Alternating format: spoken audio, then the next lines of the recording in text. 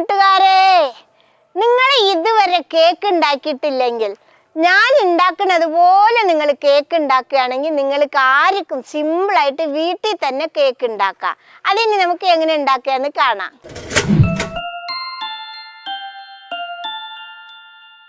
ആദ്യം നമുക്കൊരു 300 ഗ്രാം ക്യാരറ്റിനെ ചിരകിയെടുക്കാം. ഇത് നന്നായിട്ട് ചിരകിയെടുക്കണം കേട്ടോ.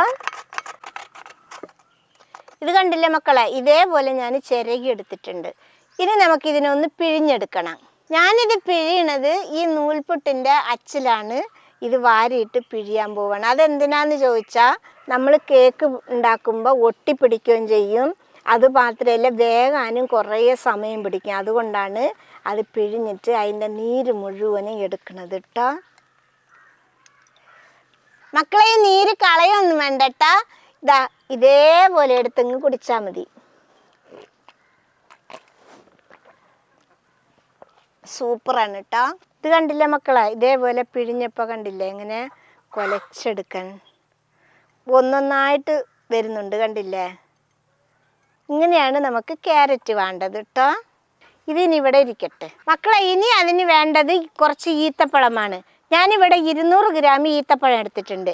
ഇനി അതിൻ്റെ നെട്ടിയും കുരുവൊക്കെ കളഞ്ഞിട്ടൊന്ന് അരിഞ്ഞിട്ടെടുക്കാം.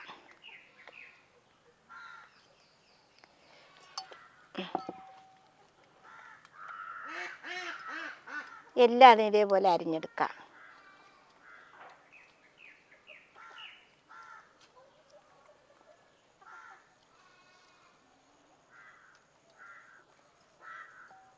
മക്കളെ, ഇത് കൂട്ടി ഒട്ടാതിരിക്കാൻ ഇച്ചിരി മൈദപ്പൊടി ഇട്ട് കൊടുക്കുക. അങ്ങനെ നമ്മൾ ഈത്തപ്പഴമും അരിഞ്ഞ് റെഡിയാക്കി പൊടിയൊക്കെ പുരട്ടി വെച്ചിട്ടുണ്ട്. ഇതിന് ഇവിടെ ഇരിക്കട്ടെ. ഇനി നമുക്കൊരു 1/2 കപ്പ് പഞ്ചസാര ജാറിലേക്കിട്ട് പൊടിച്ചെടുക്കാം.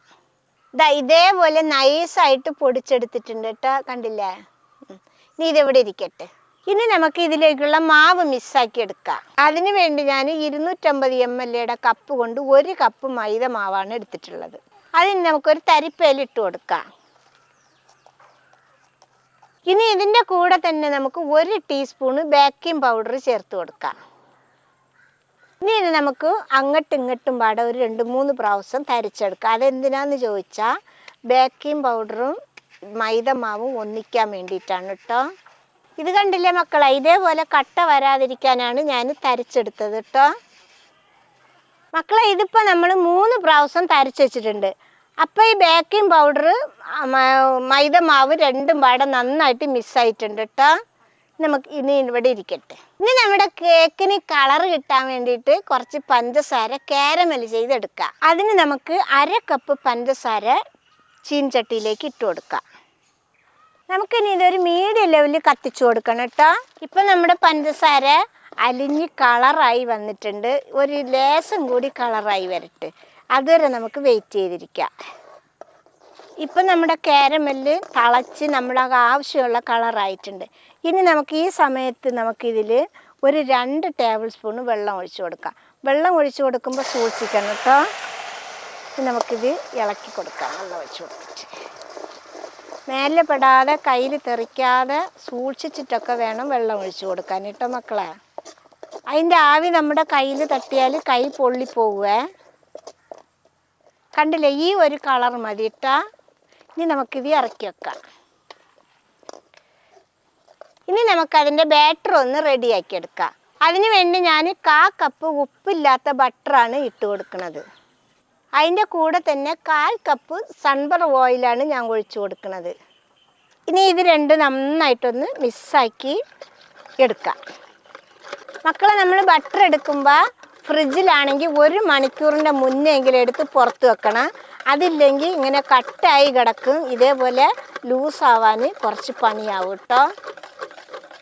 ഇപ്പോൾ കണ്ടില്ലേ, നന്നായിട്ട് മിക്സായി വന്നിട്ടുണ്ട്. ഇനി നമുക്കിതിലേക്ക് നമ്മൾ പൊടിച്ച് വെച്ച 1/2 കപ്പ് പഞ്ചസാര ഇതിലേക്ക് ഇട്ട് കൊടുക്കാം. ഇനി ഇത് കൂടി ഇട്ടിട്ട് നന്നായിട്ട് മിക്സാക്കി എടുക്കാം.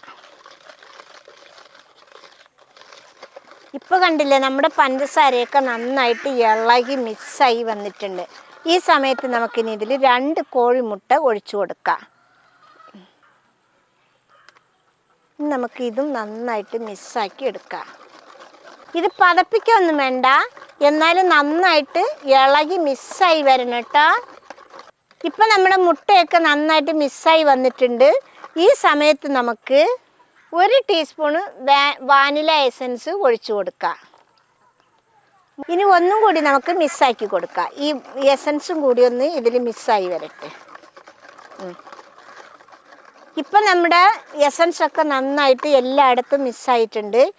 ഇനി നമ്മൾ പുഴിഞ്ഞു വെച്ച ക്യാരറ്റ് ഇതിലേക്ക് ഇട്ട് കൊടുക്കാം. ഇനി ഇത് നമുക്ക് ചെറുതായിട്ടൊന്ന് മിക്സാക്കി കൊടുക്കാം. ഇപ്പോൾ ക്യാരറ്റൊക്കെ നന്നായിട്ട് മിക്സായിട്ടുണ്ട്. ഇനി നമുക്ക് നമ്മൾ എടുത്തു വെച്ച മൈദ ഇതിലേക്ക് ഇട്ട് കൊടുക്കാം.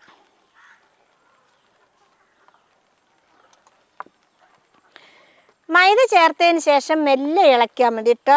വല്ലാതെ സ്പീഡിലൊന്നും ഇളക്കണ്ട. ഇതേപോലെ ഇളക്കിയാൽ മതി. വല്ലാതെ ഇളക്കുമ്പോൾ കട്ട പിടിച്ചു പോകും. ഇങ്ങനെ നമ്മൾ മെല്ലെ ഇളക്കുമ്പോൾ കട്ടയൊന്നും പിടിക്കില്ല. നന്നായിട്ട് അതിൽ നനഞ്ഞ് മിക്സായി വരും. കണ്ടില്ലേ? ഇനി ഇതിലേക്ക് കാരമലാക്കി വെച്ചത് ഒഴിച്ചു കൊടുക്കാം.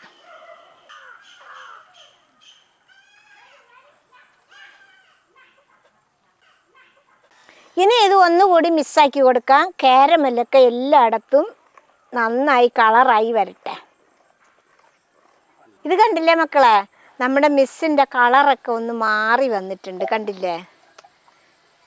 ഇനി നമുക്ക് നമ്മൾ അരിഞ്ഞു വെച്ച ഈത്തപ്പഴം കൂടി ഇട്ട് കൊടുക്കാം. അതുകൂടി ഒന്ന് ചെറുതായിട്ടൊന്ന് ഇളക്കിയെടുക്കാം. ഈത്തപ്പഴത്തിൽ പൊടി കലക്കി വെച്ചത് ഒന്നുകൊന്ന് ഒട്ടാതിരിക്കാനും വല്ലാതെ അടിയിൽ പോകാതിരിക്കാനുമാണ് കേട്ടോ. അപ്പം നമ്മുടെ ബാറ്റർ റെഡി ആയിട്ടുണ്ട്. ഇനി ഉണ്ടാക്കുന്ന പാത്രത്തിൽ നമുക്ക് ഈ ബട്ടർ പേപ്പർ അങ്ങോട്ട് വെച്ച് കൊടുക്കാം. ചുറ്റിയും വെച്ച് കൊടുക്കുക.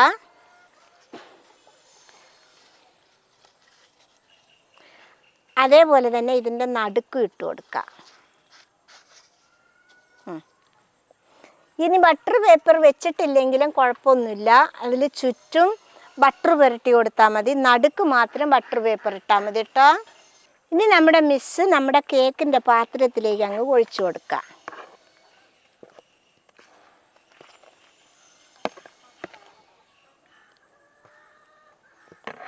ഇനി നമ്മുടെ കേക്കിൻ്റെ പാത്രം ഒന്നിങ്ങനെ പൊട്ടിക്കൊടുക്കുക. അതിൽ എയർ എന്തെങ്കിലും ഉണ്ടെങ്കിൽ പോകാൻ വേണ്ടിയിട്ടാണ്.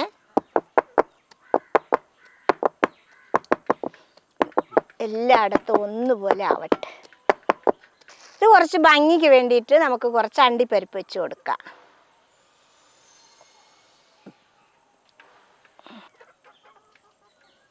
ഇത് നിങ്ങൾക്ക് എങ്ങനെ വേണമെങ്കിലും വേവിച്ചെടുക്കാം. കുക്കറിൽ വെച്ചിട്ടും വേവിക്കാം, ഓവനിൽ വെച്ചിട്ടും വേവിക്കാം.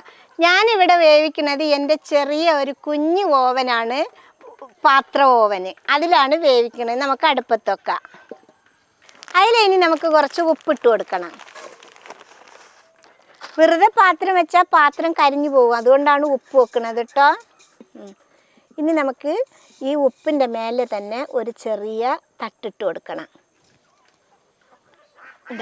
ഞാനിതാണ് ഇട്ട് കൊടുക്കണത്. ഓക്കെ. ഇനി നമുക്കിതൊരു 5 മിനിറ്റ് മൂടി വെച്ചിട്ട് നന്നായിട്ട് ചൂടാക്കി എടുക്കാം. ഇപ്പം മക്കളെ ഉപ്പിട്ടിട്ട് നമ്മുടെ പാത്രം ഒരു 5 മിനിറ്റ് ചൂടാക്കി എടുത്തിട്ടുണ്ട്. ഇനി നമുക്ക് നമ്മുടെ കേക്ക് അതിലേക്ക് ഇറക്കി വെക്കണം. പാത്രത്തിൻ്റെ ഉള്ളിൽ കൈ പെടാതെ വേണം ഇറക്കാൻ കേട്ടോ. കൈ പൊള്ളിപ്പോവേ. ഇതിന് നമുക്ക് മൂടി വെച്ചിട്ടൊരു 3/4 മണിക്കൂർ വേവിച്ചെടുക്കാം. മക്കളെ തീ വെക്കുമ്പോൾ ഒരു മീഡിയം ലെവലിൽ വെക്കാൻ പാടുള്ളൂ കേട്ടോ, അല്ലെങ്കിൽ കരിഞ്ഞു പോവേ. അപ്പം ഇനി നമുക്ക് ഒരു 3/4 മണിക്കൂർ കഴിഞ്ഞിട്ട് കാണാം. മക്കളെ നമ്മുടെ കേക്ക് വെച്ചിട്ട് ഇപ്പോൾ 50 മിനിറ്റ് ആയിട്ടുണ്ട്. നമുക്കിനി ഇതൊന്ന് തുറന്നിട്ട് കുത്തി നോക്കാം. അയ്യോ പൊന്തി വന്നിരിക്കണുണ്ടല്ലേ മക്കളെ? അടിപൊളിയായിട്ട് വെന്തിട്ടുണ്ട്. കണ്ടില്ലേ? ഇതിലൊന്നും ഒട്ടിപ്പിടിക്കുന്നില്ല. നമുക്കിനി ഇറക്കി വെക്കാം. ചട്ടിയോടെ ഇറക്കി വെക്കാം. ഒന്ന് ചൂടാറിയിട്ട് പൊന്തിച്ചെടുക്കാം. മക്കളെ ഇപ്പം നമ്മുടെ കേക്കൊക്കെ ചൂടാറി വന്നിട്ടുണ്ട്. കണ്ടില്ലേ? നമുക്കിനി അതൊരു പാത്രത്തിലേക്ക് കൊട്ടിയെടുക്കാം. മക്കളെ ഇത് ചൂടാറിയത് കൊണ്ട് ഞാനിങ്ങനെ കയ്യിലാണ് കൊട്ടണത് കേട്ടോ. ചൂടുണ്ടെങ്കിൽ കയ്യിൽ കൊട്ടാൻ പറ്റത്തില്ല. കൊട്ടിയിട്ട് നമുക്കിതാ ഈ പേപ്പറൊക്കെ അങ്ങ് എടുക്കാം. ഇതാ അടിയിൽ വെച്ച പേപ്പർ ഇനി ഊരിയെടുക്കാം. ഇത് കരിഞ്ഞിട്ടൊന്നുമില്ല, കണ്ടില്ലേ? നല്ല അടിപൊളിയായിട്ട് വന്നിട്ടുണ്ട് നമ്മുടെ ക്യാരറ്റ് കേക്ക്. ഇനി നമുക്ക് നമ്മുടെ കേക്കിനെ മുറിച്ചെടുക്കാം.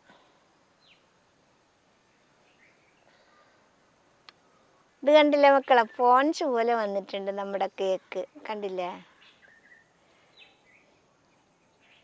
നല്ല സൂപ്പറായിട്ട് കരിയൊന്നും ചെയ്യാതെ നല്ല പാകത്തിന് കിട്ടിയിട്ടുണ്ട് കേക്ക്. അപ്പം മക്കളെ, ഇതേപോലത്തെ കേക്ക് ആർക്കും സിമ്പിളായിട്ട് വീട്ടിലുണ്ടാക്കാൻ പറ്റും. ഓവനൊന്നും വേണ്ട. എന്നതുപോലെ ഈ കുഞ്ഞു ഒരു ചെമ്പട്ടിയുടെ ഓവൻ മാത്രം മതി. ഉണ്ടെങ്കിൽ എല്ലാവർക്കും സിമ്പിളായിട്ട് ഉണ്ടാക്കാൻ പറ്റും. ഇഷ്ടപ്പെട്ടാൽ സബ്സ്ക്രൈബ് ചെയ്യുക, ലൈക്ക് ചെയ്യുക, കമൻറ്റ് ചെയ്യുക, ഷെയർ ചെയ്യുക.